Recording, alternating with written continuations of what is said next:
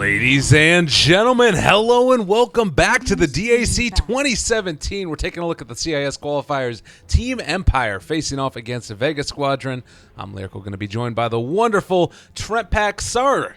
We saw a little bit of craziness in the last one. Rapier Lone Druid. We saw Weaver that went completely out of control. Some big black holes onto a Meepo. This game looking a little bit different. What are you thinking? Well, they banned Meepo. That's weird. How strange. I wonder if more people will do that against Team Empire and keep doing that. Probably. First phase axe. I like that. Pretty nice option here. So I'm guessing again that our arrows are actually correct. I would say that makes sense. Io, and then Earth Spirit and axe to answer into it. So that should be our off lane hero there. Often maybe in the short end of the stick there for Ghost Stick, they do seem to tend to pick his hero a little bit earlier, especially even though Axe isn't really like a top tier thing. I think it's more about just opening up more options there for FN as well as Chappie. But works out pretty well with it being up against like Earth Spirit and Axe against a Weaver. I am totally fine with that if I'm Team Empire. Yeah, that's great. I think that they're two of the better heroes to deal with this guy. Granted, Skuja makes you move pretty quick, but being able to sort out the little distances that he's going. Axe Call catches him. Maybe an Earth Spirit is able to get right on the tip there with one of the boulder smashes. But I was being crazy. Sorry, my apologies. So it was the Earth Spirit first pick, and then Weaver into the Axe. Yeah, that makes way more sense. I was like, I can't really see Weaver into Earth Spirit. Yeah, so, there we go. Okay. Now I'm like self-confusing myself. Now the arrows are actually fixed. So. Bless you, Valve. Soon I'll be back onto fully believing you every time. Radiant team. We should have never doubted. That's really what it comes down to, I think. But yeah, let's see. OD banned out as well as the Alk, a Shadow Fiend, and a Disruptor for Vega Squadron.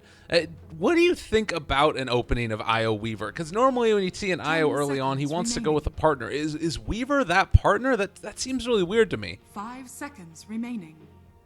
I think it's possibly the idea that they don't want to go IO someone else and then have Team Empire. Because, like, you don't want to reveal your IO combo unless you're, like, Alliance or someone that always wants IO Tiny, something like that. And they don't want the Weaver to just get picked up against them. So, the Weaver, one of the best IO counters out there, especially in terms of current meta heroes. Just does way too much damage. He gets a Deso and IO's just dead. So, pick him up for yourself. He kind of helps out Weaver, but... for the most part, he'll be partnered up with someone else and open up plenty of different like mid lane options. We did lose the OD though, who's probably the best one that would have been there for Vega. Yeah, quite strong, and it looks like Vega Squadron going to go back for that Pudge again. Or wait, no, flip that. No, that was Maposhka Pudge. Excuse me. So Vega Squadron going to take the Pudge this time. It's CIS Dota. What else could you hope for? This hero's so good. Too strong. Very good with Io as well. Always nice to have sustain in your lineup when you have a Pudge. 5 seconds Chen Pudge used to be the thing whenever he'd be around, not just for fountain hooks. But the sustain of an Io also very welcome as a Pudge. So for Empire, can't they just take Rubik and then it's the battle of the poles again? Yeah. With the Weaver there, Io and Pudge. Again, Pudge, if you can get the hook, it's great, but it so rarely happens that he's not really the best target to try and spell steal from. The Io as well, not the best spells to steal, so he'd only have Shikushi to work with, but you're quite right, still a very strong hero, doesn't reveal anything else about their draft, and can do the dire mid pulls. We'll have to see if they're quite as good at it there from King Air and Maposhka. Oh, there it is. There he is, yeah. Radiant. Well, I will say, we've seen Empire with King R do a fabulous job on Rubik. You remember the big games that happened in ESO 1 Manila a long time ago. Granted, there were some better heroes for spell steal in that game than this one. For Vega Squadron, could you just go for a bunch of heroes that are really terrible to spell steal from and really mitigate his presence on the map? Honestly, other than Weaver, I think they already have that going on. I don't think you want to think about Rubik too much. I would only be worried about the big ones like Enigma.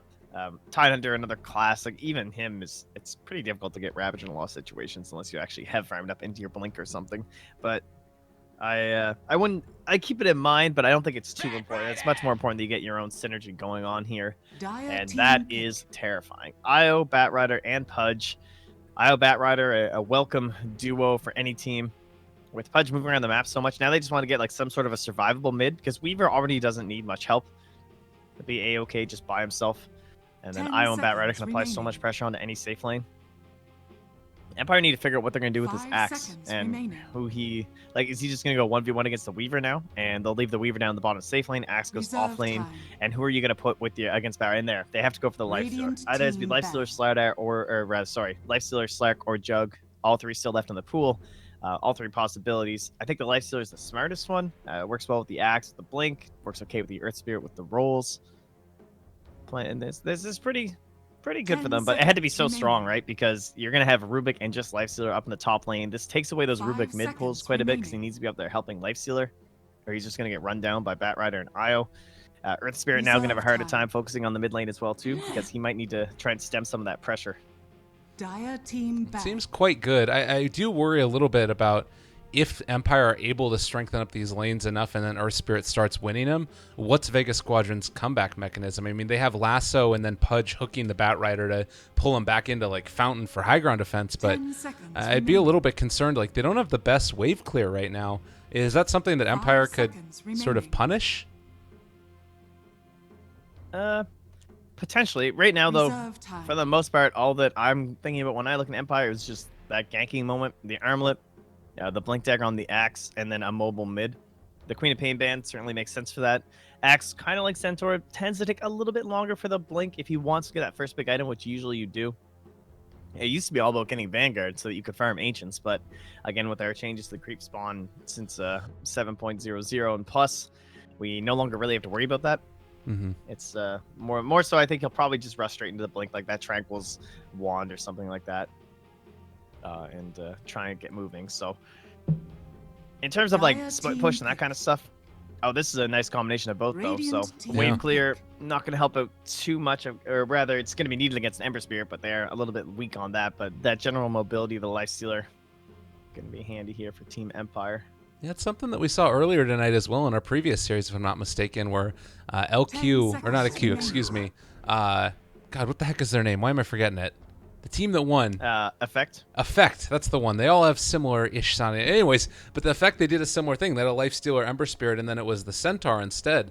And it ended up working out to great effect. Tons of damage coming out. And they ended up winning the game, so maybe it's going to happen again. Do you like the Ursa?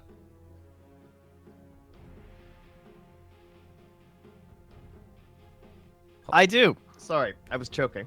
No problem, guys. Just getting my fluids in here.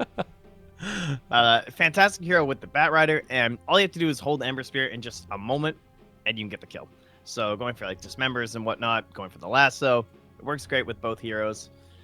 And the Enrage also handy if you do get locked down by someone like Rubik and the Axe. If you 10 can just actually seconds pop the remaining. Enrage first, perhaps you'll be able to survive. Although if your HP's low enough, it still won't save you from the cull. Yeah. Could be a scary one. Well, we're hopping in. Game number 1, Empire. Excuse me, game number 2, Empire Prepare versus for Vega battle. Squadron. And we'll see who is going to end up coming out ahead. I went for this big gulp because I thought you were gonna play your cool video thing. And I suddenly did. there was a question, and then I was dying. Yeah, that's my bad. No, it's really not. No, But, I played it still. It's nice. You sort of In have case you're to. wondering, my coffee and my bagel are delicious. That's So, good. Yeah. That's an important thing. Do you put cream cheese on your bagel? I do, not in this one though. This one's just some cheddar. Some cheddar. Montreal style bagel, the good stuff. Yummy. Yeah. I made bacon in between games. Did you? It was great. In between, that's impressive. Yeah, that's why I took a moment on there. I returned there. I was toasting up my bagel. It's a hard life, guys. We got to get in the lobby. You got to wait till the game actually 30 happens in case there's a seconds to remake, battle. and then you can actually do things with your life. Mm-hmm.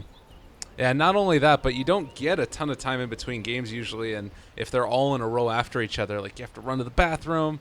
The life of a online caster. That's what I know it the comes worst down thing to. is just like constantly checking the lobby. Like, did they remake? Like, you don't want to be that guy. Yeah. No one wants to be that guy. In the end, there's some lobby issue. You don't want Chappie yelling at you. That's for sure. No, that's the Or worst. Seneko. Oh my God. The battle That sounds begins. terrifying.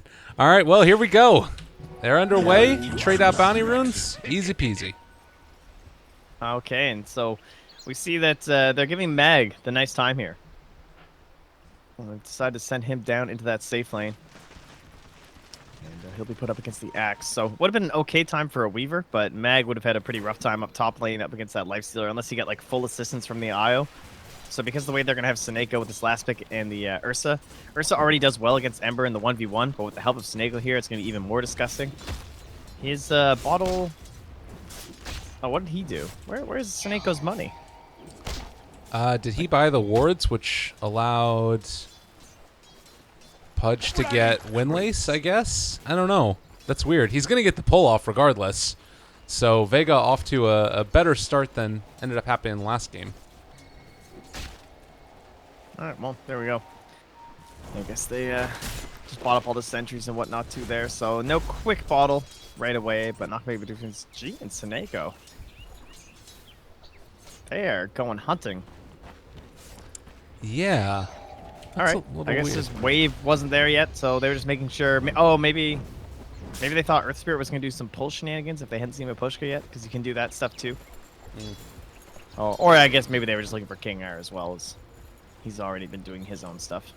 They do spot out the Maposhka's here now, and Sama is going to, well, just roll away. Maposhka not going to be punished by that, and they'll heal up at the shrine, go back in, pressure Chappie a little bit more.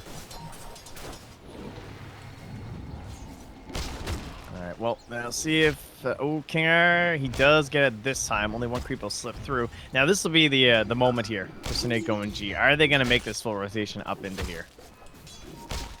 I mean, 3 creeps is a lot to give away in CS, and it's an Ursa who can actually go and kill off the Ancients as well. So if they wanted to finish off the whole wave, they could, but it looks like they're just going to leave it as is, and he should be able to finish this one off for Rubik, get himself some levels maybe even. That should help. Oh man, that is so irritating. Oh, Maposhka. Hooked back in. That's going to be first blood. Nicely played. Pudge got level 2. Earth Spirit overstepped his bounds. That's what you need. Nicely done. And they've been handing a lot of these bounty runes over to Seneko too. So he just like went bottom. He was down there looking for it, and then he comes to the top. But it'll be King Iron now down with an illusion, closing on to Mag. Well, they are going to be able to go in on him, roll quick, and they get the kill. Nicely played. Radiant's bottom tower 1-1. is under So attack. Rubik Pool is certainly working out in the mid lane, giving Ember a chance here. Despite what's been happening, the last sets are still favoring the Ursa. Again, not too surprising. FN can't do too much. This is what happens. He just gets run at. The root gets forced out, and it doesn't even do that much damage overall. This is going to be an IO always popping back in case G ever drops anywhere near low. And nice observer here, though, trying to pressure Seneko. Oh, yeah, they got him. There's the lift. They're going to have a boulder smash as well to finish it off if they want to. The or wave, prevent it's so him. close. The damage trying to get there, and tether up. Not going to happen. Wow, great timing there on that. Could have been a rather slick escape there. I suppose Maposhka could have just went for the kick plates there too, just in case, but not even needed. Mid lane though, FN. Oh, Chains jukes out the other way. Seneko trying to find the kill as the Fairy Fire to stay alive, and looks like they will be able to escape from that one. Ember, really, really scary this game for FN. And Maposhka just bounces right back too. Just wants to pressure around the shrine. Maposhka, yeah, they might be able to. They force out the shrine, and well, Sioma will still be back up to almost full mana from that. I think that they get out of this. Have a tether too. Wow, it got him. Yeah, that's the kick away though in the rollout. Nice little play there, Maposhka. Won't be hurt, and gets the regen too. Why not? All right. Fair enough. Fair enough. Huh. Well, very even-ish game so far. You can see that it's kind of back and forth. Considering that we're still looking at Ghost Stick gain a lot in this off lane here, not quite as much as the Bat Rider, obviously. How much does he have to be worried about the Blink Dagger timing in this? Do you think he's going to be able to get it at a decent point? Yeah, I think we'll probably just end up seeing those Tranquils come out here and then right into the Blink. Doesn't... Like, Vanguard will be kind of nice up against the Weaver, but it won't end up being the biggest deal when there's an Ursa on the field, right? He's going to chew through you no matter how much HP or armor you have if you get locked down in place, so... Probably going to be more important that he helps in this mobility if they want to give more room to their Ember Spirit and free him up from being in every single engagement with the Infest. Okay. Maybe some stacks could potentially get prepped up for him. Oh. FN looking for the Nice chains. hog. Wasn't able to get it, but yeah, they're going to pull back in Ghost Stick, who will be able to make his escape. Obviously, no way to break that as Bat Rider only level 5. And that is one thing about this lineup for Vega. You don't have a heck of a lot of stuns. That's true. They have Dismember and Lasso, and that's it in terms of canceling. Well, I suppose a hook as well, as long as you're going just for some mini stun TP cancels and whatnot. But oh, gee, he rolled in deep for this one. Going to get kicked back in. He's still going to maintain that tether, though. But they do find the kill. And, well, Miposhka going to be pulled into Siome again, and they might be able to kill him off. Or the Io. Seneko drops. 4 heroes mid, and Empire punished in a big way. Yeah, early rotation there from Chappie just to help out and make sure that went down. But double kill there, and a nice bounty rune steal by Miposhka. Even going to get out of here alive to draw. Not able to do any damage in time. Oh, and Chappie actually has Siome again. Oh, they don't want to go for it. The open wounds is there. They're going to pull him back in, and Aldicchia is showing up as well. I mean, they can rotate people here, I believe. They should have some TP. Actually, a lot of them on cooldown still from that movement mid. But yeah, they don't decide to go for it. Yeah, support's both level 3. Don't really offer enough damage quite yet, and Digiraw just not closing the gap quick enough to help out. Gotta say, that really was a cool play from Miposhka. It's just that whole idea of just like, I'm so low that I need to TP home or I need to run home, but he rolls over and steals a bounty rune because it's around the 6-minute mark. Yeah. Really shows like the crazy understanding of this guy. So that's the really impressive little things that you like to see. He's been having a great series and a great qualifiers all around. He's always been sort of a bit of a standout guy. And, I mean, it's the whole team. They're looking much better than they have previously. Sioma, ooh, nice dodge from the hook, and, well, not going to hit the ground pound either. So, King R just backs out. Well, top lane, they're getting set on going for Ditya. Yeah, we'll see if they can manage to get this one. There's a time lapse available here. Oh, with the silence, triple remnant. See you later. That'll do it. Yep. I believe we call that one a kill secure. KS there from FN, nicely done. And well, we were talking about quick blinks as well, and Meg, he has actually skipped right over top of the Tranquil's, just gone right to the bottle. Top tower is under And attack. he'll just head into the Blink Dagger from there. So gives the lane to Seneko, give him quite a bit of experience, move into the jungle. Start working with this level 3 Firefly, so shouldn't be too long before Mag will be looking to get active and try and combo up with G. They got maybe one quick pick, could easily be on the Chappie, could be on to FN too, and they could just head to the Roche Pit. Yeah. That's the dream. That's the play. We'll see if they end up getting it. I really like how they've been able to leave Rubik here mids for so long to get his levels. And granted, like we talked about, there's not a ton of great spells to steal in this one, but it's one of those games where if you get him a Blink Dagger on time, even just that disable is going to make such a big difference. Oh, roll bottom. Seneko stunned up. They have the call if they want to use it. Going to pull him back in, and well, that should be a dunk. Nice, more action happening here from Miposhka. Just enabling all 3 lanes here into some kills.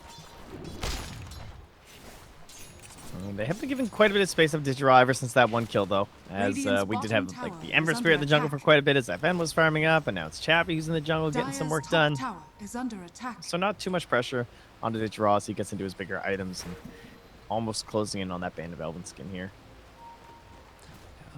That will definitely end up amping up what he's capable of doing in these fights, and they need that damage. Again, we talked about it during the draft, and I was saying, like, hey, you've got the Bat Rider, like, hook, or the Bat Rider lasso into hook to pull somebody really far out of position, but it still does feel like unless Ursa's able to get on top of him, they're not going to be able to bring him down. Oh, Chappie. No, there's the jump. Not They got it. considering the pudge. Well, and there you go. Jump inside a creep, not going to happen. Nice rotation from them. He's off the map for quite a while. No one's showing down the bottom lane. Perhaps they thought that was the bait play, and I think that's why they had the support starting to rotate down here with the smoke. As you can see, it's like only about a quarter of the distance left. Radiant structures are fortified. So the ground they can cover here. Dire's Not middle going to find tower is Seneko. under attack. But that whole idea of, I think Pudge is down here. They're looking towards their axe. They want to like stop his Blink Dagger or something like that. He seems like a prime target, and they just guessed wrong in that case. And it was Chappie tank the gank. Dire's top tower Maybe the fact that G was in the mid lane helping out with that too. Ooh. And you see that, well, they're able to see that somebody was in the Roche Pit, but now going to back out. The scan caught it right on the outside, so is under attack. I expected that was G. Force a couple of TP rotations, and looks like that is not going to be the move. Pushka still has the lifesteal inside of him. This should be a kill if he wants to go for it, but Mag just a little bit too far away, not feeling comfortable with that initiation. As you were saying before, King Air been mid for a long time, but still just level 4.5. Oh, did ya? Yeah. Oh, bottom. Ghostic gets jumped. God, there's stuff going on all over the place. They're trying to go up on in the top lane. They might still do that. The flame break push back, but here's the remnant forward. Catches onto Mag. Ghostic still running. King R gets the lift, and Mag not going to get caught by the stun there, but they will find Seneko. Boom. There was a quick call from Ghostic too. He got blinked on, but then right away just used the call to position himself a little bit better there and increase the gap between him and that Bat Rider and allow FN to get there in time with that Veil. But there is some rushing happening here. I think that Pushka this will was wander spotted. on in. Yeah. Oh, hello. They're going into it, rolling out. Did ya? Well, they have another little bit of survivability. They end up taking it. There's the lasso, connects onto King R. They do pull him back into it, and well, it looks like the Sakuchi was not enough to get him out. Mag will get the kill there. I think just the Firefly. Possibly the flame break damage too. God. Radiant's Top lane being pressured in by Chappie at the very least. So, with this Aegis, how much do you feel like Vega are going to be able to accomplish? Dire's structures are Quite a bit. If they just want to group up as 5 and just pressure with this, then there's really not much choice for Empire. The armlet is finished up here for the lifesteal whenever Chappie wants to buy it. So they certainly want to get aggressive and try and do those blink plays, the big burst of damage. But if they're all grouped up on the side of Vega, Radiant's top unlikely to be tower too is under successful. attack. Let's see if they want to try and focus down. Maybe that bottom tower could also be top. Ooh. What other big items did they have coming up here? The Blink Dagger for G, probably the most important thing they'd like to secure out of this Aegis. Try and get him, keep him alive and farm up for the next big one, and Jarl have to decide exactly what the best item will be for him this game, too. And not a blatant Lincoln Seer game, I wouldn't say. Radiant's middle tower is under attack. Desso's okay. Yeah, I feel like you can get Lincolns on some of those other guys if you want it. Diffusal, maybe actually probably the build because the Ember, too. Okay. We are seeing this movement in now, and Ghostic could run into a lot of heroes, but has the lifesteal inside of him with that newly minted armlet. Yeah, looks like G is going to focus his way out of there, and Seneko also not going to get caught. So they have relocate, but they're not going to be able to find, on the side of Empire, any kill. Radiant's Well, there you go. bottom That's that tower group is up, though. under Just attack. playing that here from Vega. Dire's Understanding top that's what they want to do tower with the is life under stealer. Not exactly a big secret of the hero. Yeah. No, it's definitely not. And you know as Vega what it is that they're trying to accomplish. So you back out, you farm a little bit, and then you group up again as 5, not giving them that option to build up a lead. And Vega are going to end up being rewarded for it. 1,500 net worth lead, right around 3,000 almost experience. They're in a good spot. Traded tower is also there for Empire, though, so they can start taking a couple of resources out of the jungle and try and get into that Blink Dagger. G and FN, I guess, just kind of racing towards Blink Daggers right now. G winning quite handily. He's got another 600 gold on top of it. Felt like he was just into completing that one and already so far ahead. Yeah. And a nice little Tricore on the top of the net worth chart here for them. But okay, it's starting to get a little bit spread up here. Chappie bumps his way up as he works towards his own Echo Saber, but a little bit faster on the push as they go into that second tower on the lane. And they're going to hop inside Ghostic now, getting ready for a TP, and looks like they want to try and take this fight if at all possible. Still 2 minutes before the Aegis is really claimed, and you can see that the vision is not quite that significant. They do spot FN that's moving into the side, and well, still not willing to go. Too afraid. Dire's top tower has More fallen. tough times here for the life there, so Chappie back out. Back to farming. It's tough to find that balance whenever you're playing Life Stealer. Yeah. How much time can you really afford to be searching for ganks? Radiant's If you're not middle looking for those tower is opportunities, you under can't attack. find that big burst. Well, Speed of your net worth, but it's just, to me, feels so weird because like Radiant's that was a bottom movement tower where is he under went attack. into the axe, right, to go rotate up for a fight, is what I was assuming at least. Maybe it was just because he cleared out the whole jungle, but then they don't end up going for that fight. So you kind of, it felt like there was maybe miscommunication in terms of which call was being made. But in the meantime, one thing's for certain, they do see Pudge right now. yeah. So there's a lot of other heroes in there looking to go on them. They're going to be sandwiched in over here as they're jumping in immediately. Ghostic gets the call onto 2 of them. The Remnant forward as well. A lot of damage being dealt. G, is he going to be low enough? He pops the Enrage, and looks like the rest of them are going to back out, actually. Rubik steals Sakuchi, decides to turn. Can they get that kill? G is going to lose his Aegis, and they're controlling FN, but no follow-up damage is there. DCR Raw going to be controlled. Mag did kill off King R as Chappie getting chased down. And they're going to back out. They think that there's a shrine up there, maybe. And no, they're not willing to chase. Turns into a 1-for-1, but an Aegis popped, so... Well, bit of reprieve there for Empire, perhaps, although there was only mere moments left on the Aegis anyway, so not the biggest deal. But it does show that they can still fight. It was a very nice initiation as well, though, so maybe the fact that that was almost like prime situation, and still that's as well as it went for Empire, might start planting a couple doubts in their minds, but they've caught back up in terms of net worth. We're just going green, red, green, red, green, red. Ooh, this is a big one, though. If Ghostic can find it, he actually blinks up, doesn't quite spot out Sioma. Looks like G was also able to escape, trying to TP out. Do they spot him? No. Oh, man. That would have been a huge kill if they could have found that right there. Stuck in the trees against an Axe and a Lifestealer. Even an Ursa doesn't want to be in that situation, especially with no allies left to control, only the Weaver nearby for more damage to pump in, but he will escape. And Lifestealer will just go back to farming, and we'll see the same from Ghostic here too, as he starts working towards his Blade Mail, which will also be quite handy up against G. Yeah, that might end up spelling the differences. Almost completed for him, and you can keep on heading out to all of these camps, farming them up to his heart's content. And it does feel like they're still sharing the map pretty evenly. Like, you see up here to the top, Sioma is going to play some wards back, but they're also farming out the top side of the Dire Jungle, while you're getting a similar thing from Empire over here with Chappie. Radiant's middle tower is under attack. Yeah, G is the one person who's starting to accelerate away from the pack, though. 1,400 gold lead opened up against Chappie. And he's well on his way into the Aghanim Scepter. Although now we do have a secondary burst coming out from Chappie with the Echo Saber. So the whack whack now in full effect. A little bit of control, too. Let's get that slow.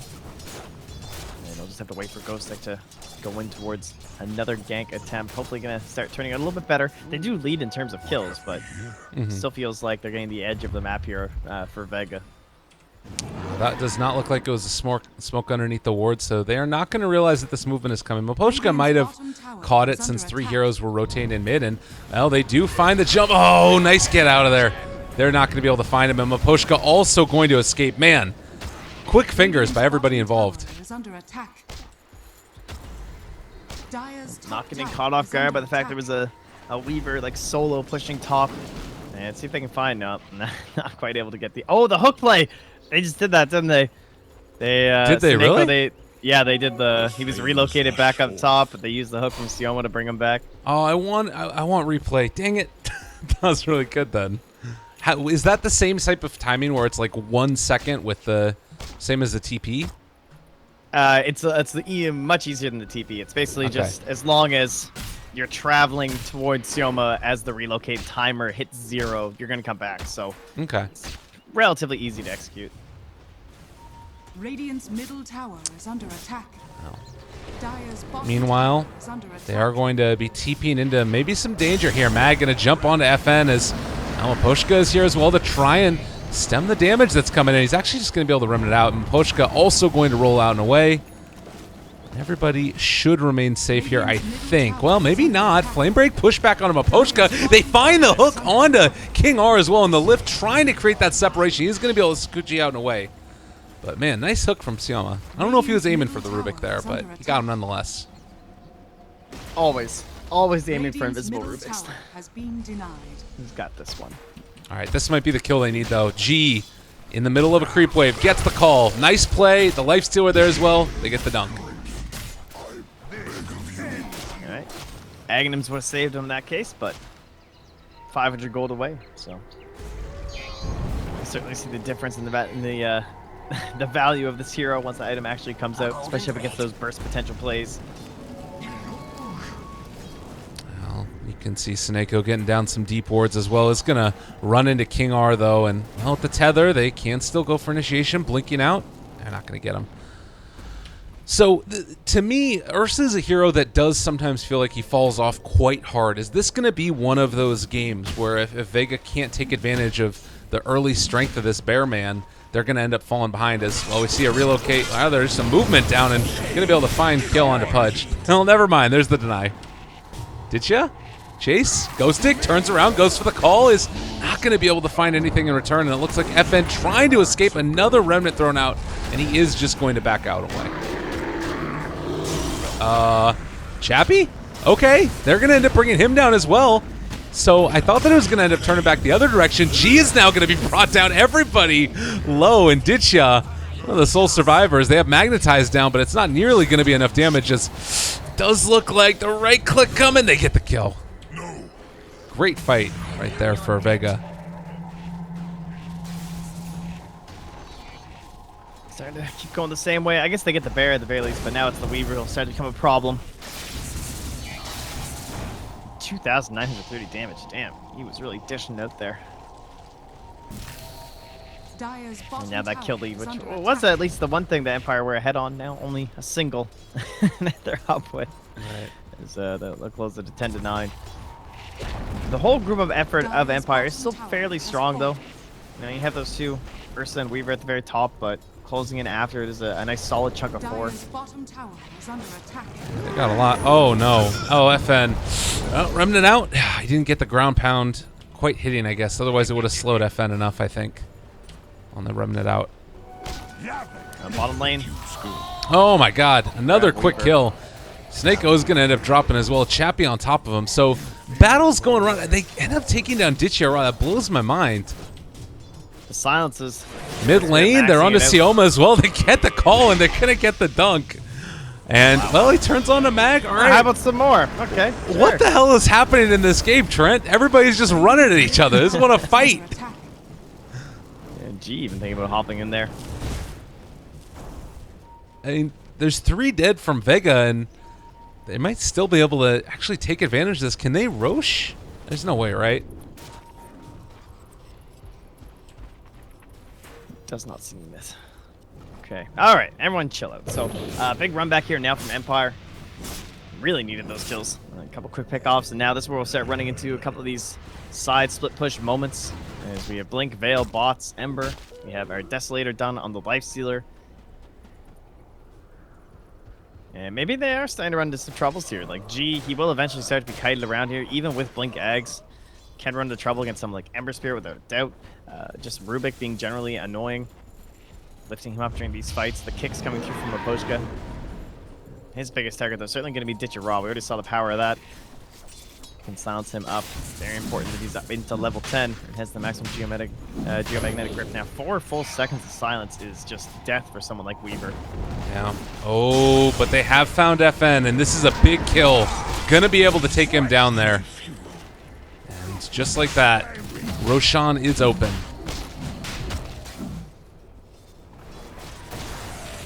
And that's where FN might run into a problem. He needs to decide where this game is going, and if he needs to go into that Maelstrom that he's queued up now, or does he have to start considering something like a Lincoln Sphere? Roshan has fallen Yeah, to Just wonder to himself, like, do I maybe need to think about my own survivability more? It kind of sucks, though, because this hero is just so much about that snowball and being able to deal out the magical damage and all of that stuff. And granted, you're going to be able to do that more effectively with Lincolns, but then it also kind of falls off later as well. So, very tough question at this point. Do you think that they have enough damage if he doesn't go for Maelstrom to still take fights? Oh, God. Ghost Stick? And Mag. All right, gone just like that. Ditya Ra? Well, they are going to end up TPing away with Ghost Stick, bringing him low. It is going to be enough for the kill. They take him down, and the hook also going to be able to catch and control. They take down Chappie as well. A terrible, terrible play there for Empire. And now FN's back. What? Trying to deal with that wave, maybe, but he should be okay. He's his Blink. All right. Well, then no movement right here for Vega. They need a Blink Dagger or something up on Pudge, who is getting towards that amount of gold.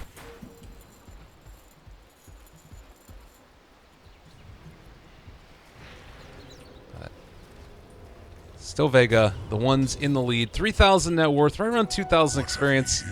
But they're leaving avenues for Empire to keep the game sort of not completely snowballing out of control. Yeah, wouldn't mind seeing Vega start to pressure a little bit heavier, maybe with the Basher. They'll feel inclined to start heading down mid. They still have that Aegis. They have decent vision right now. Slightly fresh ward there. This one will be expiring, but a good old smoke play maybe coming up soon as they have a lasso ready.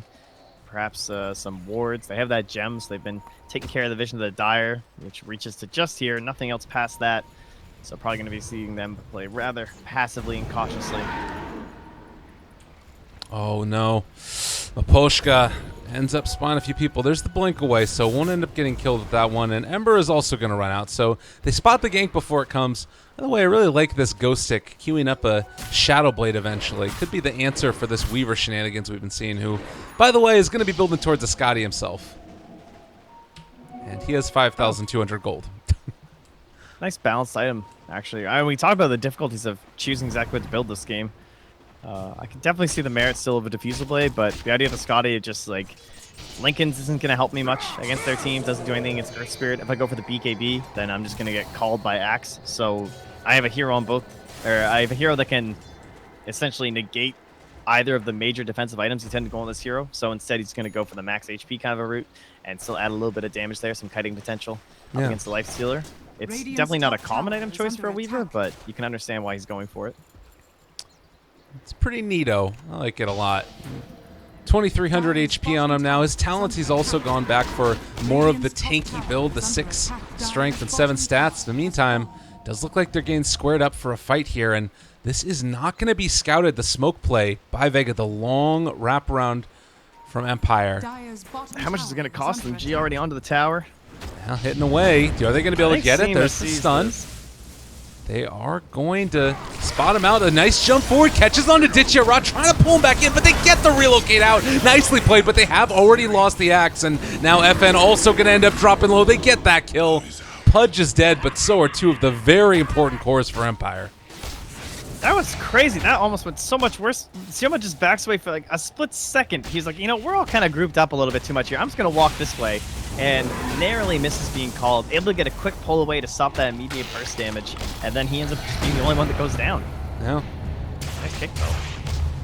4-person magnetize ain't bad. And it's going to be dealing some amount of damage. Reapplies it as well onto several. And G might end up dying to this, actually. Oh, real close. Ops the rage at the end. He was never in trouble. Ah, yeah, basic. Although he might have wished he used it. They don't have a chance to use this Aegis, though. Yeah.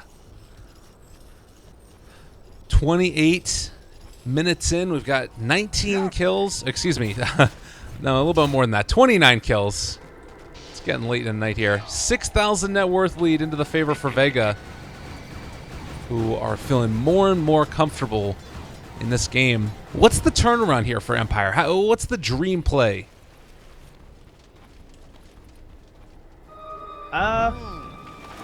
I guess we have to look towards our axe, right? Oh. They almost had it. Well, speaking of which, there you go. Just one pick. That's the reveal of the Shadow Blade, though, and Ghost Stick actually turns. This is going to try and TP out. Doesn't get it. But they do get away with Chappie.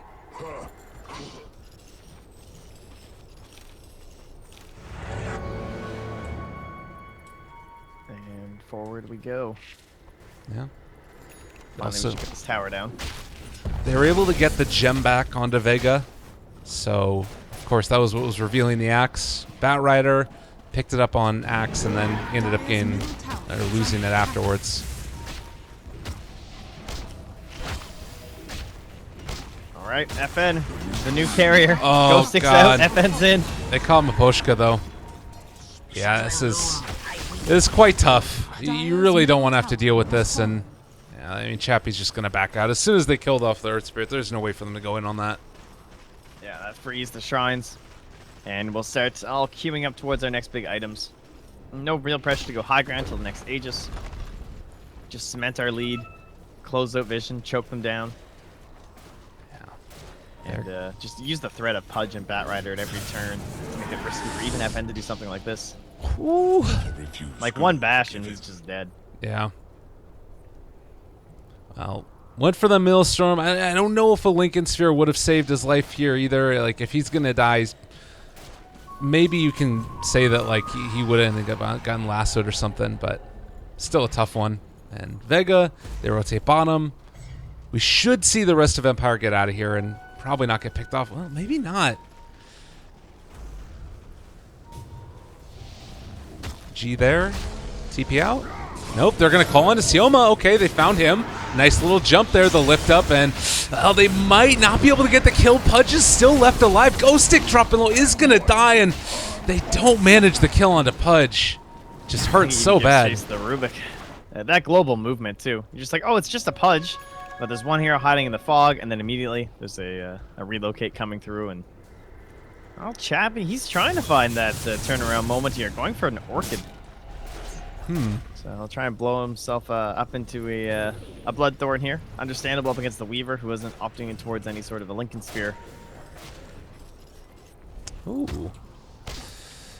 And it does look shut like down one of these bottom. damage dealers. And King R's doing his best to keep the creep wave pressured out, and it can kind of cut it with the Sakuchi going, but just needs to be so careful. With the gems still there and around, it's actually on Batrider, who won't run into him. TP's out and away.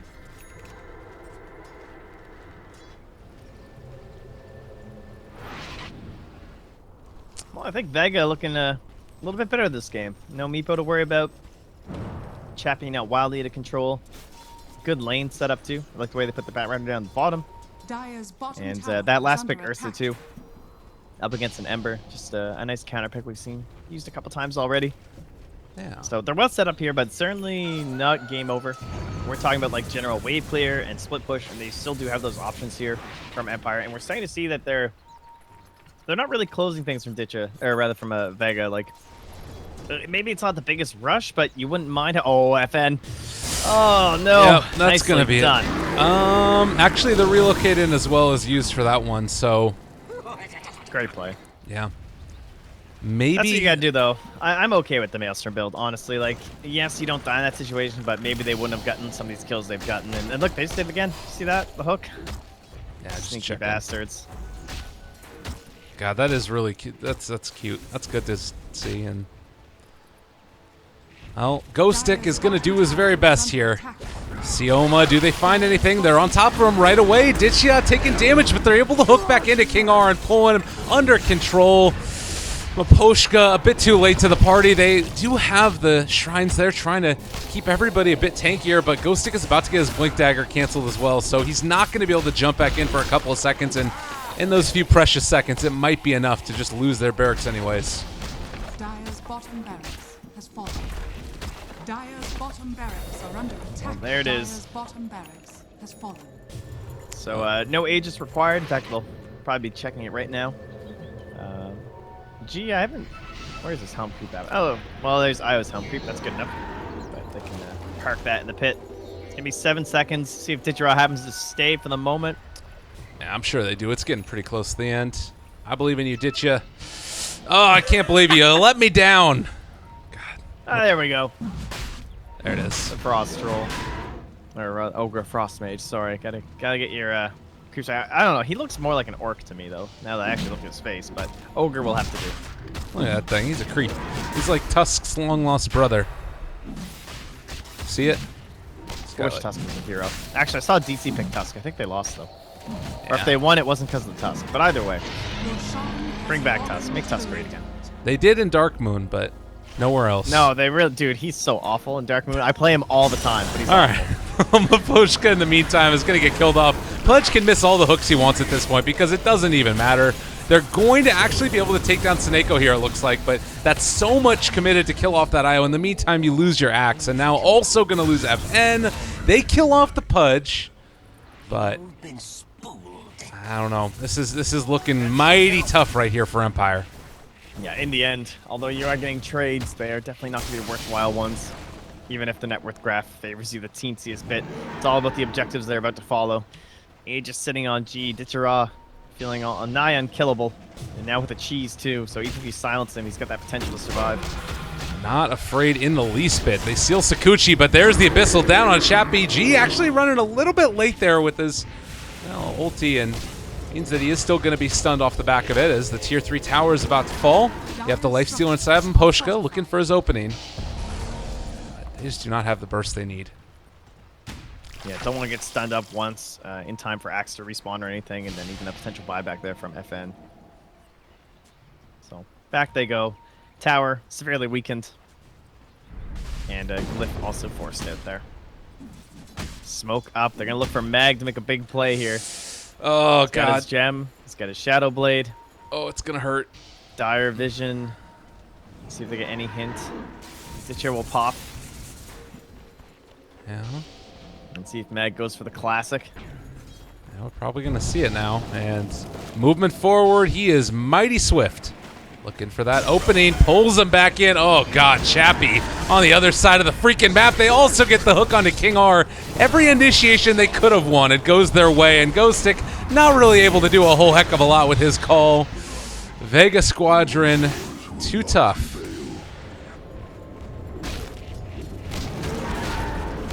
Nobody wants to lose to a Meepo and then, just lose again. You got to fight back.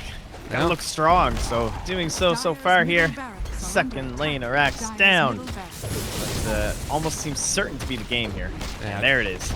Good game ends up getting called. So just off the back of the laning stage, and then their heroes able to do more with the initiation that they had. I mean, Vega Squadron, it was a clean victory. It never felt like it was really out of their control. Yeah, I'd agree. I feel like there was definitely, like, Empire, they always had this opportunity with the heroes they had. There could have been this split push, those moments to happen, but they didn't really overextend from Vega. They played it very patiently, which could have been risky, especially in this patch where if you just leave it for a little bit too long, it takes too long to go high ground. When you finally do go high ground, you fail in that one initiation, you get wiped, they pressure back out the map. We saw, especially at the beginning of 7.00, just teams kind of struggling to get high ground with all the shrines and whatnot, and maybe not always appreciating how important the Aegis and the cheese can be, but they really went for that full kind of patient style. Did a very nice job of avoiding that major moment for the armlet and whatnot from the lifesteal. So that was probably one of the more game-deciding parts. If you have the net worth graph, and you can see just there was a pretty big lull where, although we felt Vega were in control, in terms of overall net worth, there wasn't a big gap. Like, we always saw them fluctuating back and forth on the net worth chart, and yet still they held that position as being threatening and forcing them to be worried about them from the side of Empire, and always being together, never offering up that big infest bomb play. And dancing around Empire across the whole map, kind of forcing Chappie to try and make these plays that he couldn't quite get, and then he's wasting time not farming. And overall, just a little bit of, I would say, good strategy, good outplay there from Vega Squadron, and important vision from the supports, too. Although it's hard to highlight that throughout the whole game, the earlier purchase of the gem to help out with the Bat Rider, as well as just always keeping that dire jungle warded, certainly helped them out. All right, well, that's going to do it for game number 2, ladies and gents. Vega Squadron versus Team Empire. We'll see if maybe they can shore up the holes in their early game as far as vision is concerned and everything else along the way as we get into game number 3. Our final one for the upper bracket finals here in the CIS qualifiers, the group stages at the very least, and well, I'm certainly excited for it. 2 commentators, Lyrical as well as Trip Packs. Give us a follow if you so inclined, but make sure you keep on following DAC. Back in just a bit.